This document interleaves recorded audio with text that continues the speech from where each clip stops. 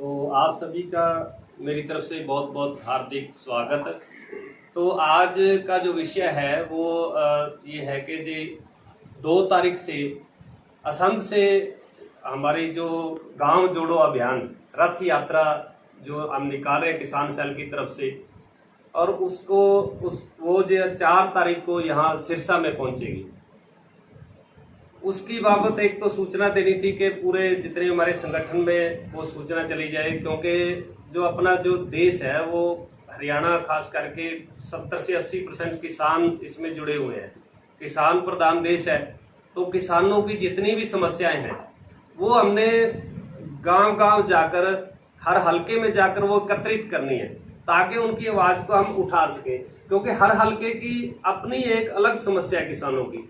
कहीं तो धान की खेती है, कहीं ग्वार की खेती है, कहीं नरमे की खेती है, तो सबकी जो समस्याएं हैं वो बिल्कुल विपरीत हैं।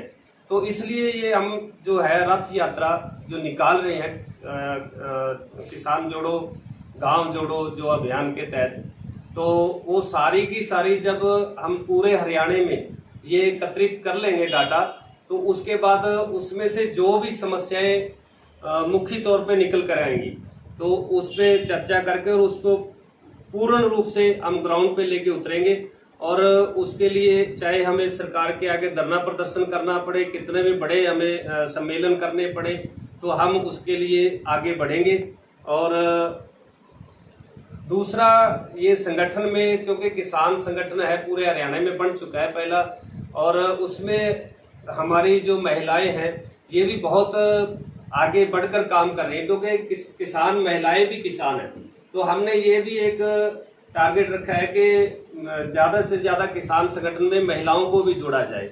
तो उसके लिए सिरसा जिला से हमने हमारी बहन गुरप्रीत कौर जी हैं, इनको भी हमने एक जोन का उपाध्यक्ष बनाया है, और एक अपनी दपिंदर कौर कालावाली से है, धीरेन्द्र कौर, और उनको भी जोन का हमने उपाध्यक्ष बनाया है। तो ये बहुत पुराने वर्कर हैं और ये किसानों की आवाज उठाने में अपना अहम भूमिका निभाएंगे।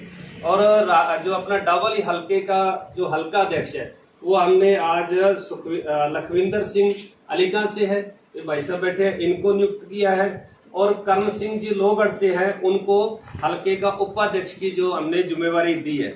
और इस तरह हम पूरे जितने भी हमारे हरियाणा में हमारे ये जो पश्चिमी जोन है, इसमें जितने भी हलके हैं सभी में जो है हम किसान संगठन की टीम पूरी तरह तैयार करके, और ये जो हमारी आ रही है रथ यात्रा, तो उसमें सब ये काम करेंगे और ज़्यादा से ज़्यादा किसानों को साथ लेकर और इस रथ यात्रा को भी कामयाब करेंगे। और हर जो भी किसान है उसका हम पूरा डाटा भी लेंगे और क्या क्या समस्या आ रही है। तो इसलिए आज का ये जो सिस्टम था।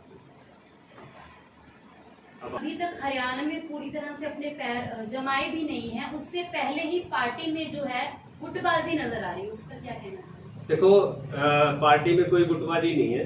पार्टी में वो देखने को एक लगता है गुटबाजी है। मैं आपको बता देता हूँ कि ये अपना एक हाथ है और हाथ के 5 उंगलियां। उसी तरह पार्टी में एक सिस्टम होता है कि जैसे किसान सेल है, महिला विंग है, बीसी सेल है, एससी सेल है, और ये सभी अपनी अपनी तरह से काम करते हैं। तो जब ये अलग अलग काम करते हैं तो देखने वाले को ये लग रहा है भी ये शायद गुट बन गए, लेकिन वास्तविकता ये है कि एक ही पार्टी के ये अलग अलग सेल हैं और अपना अपना काम, जो भी पार्टी इनको दायित्व देती है, जो काम करने से ऊपर से आदेश आते हैं, तो सब अपना अपना काम करते हैं। जब पार्टी को जरूरत पड़ी, जब इलेक्शन आते हैं, तो ये हाथ की तरह इकट्ठे हो जाते हैं। तो तब ये पूरा वर्ग इकट्ठे होकर ही करेंगे, इसमें कोई गुटबाजी वाला कोई सिस्टम नहीं है। जिस तरह कुछ दिन पहले आम पार्टी के वर्कर ने कुछ मीटिंग करके अहदेदारियां ली या कमेटी गठित की है, तो उसने कहा भी हाईकमांड ने रिजेक्ट कर दी, वो क्यों? सर जी, ये आपकी बात ठीक है, उन्होंने मीटिंग करी, मुझे मीटिंग का पता चला, तो मैंने तुरंत वहाँ लिख दिया भी ये हाई कमान का अभी तक कोई ऑर्डर नहीं है। हाई कमान ने सिर्फ गदराना जी को एक बार टेम्परेरी सिर्फ एक जोन का अध्यक्ष बनाया है, बाकी कुछ नहीं है किसी के पास। सिर्फ एक किसान सेल को ही इंडिपेंडेंट रखा है, क्योंकि 70% किसान लोग हैं जो जमीन से जुड़े।